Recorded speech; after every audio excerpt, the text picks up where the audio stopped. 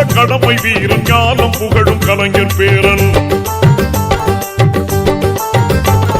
கருப்பு சிவப்பு படையின் வீரன் களத்தில் வெல்லும் துணிச்சல்காரன் காலம் கொடுத்த கடமை வீரன் ஞானம் புகழும் கலைஞர் பேரன். திருப்புவளையின் வழியில் வந்த தமிழ் குருதி இளம் திராவிடருக்கு தலைமை தாங்கும் உதயநிதி.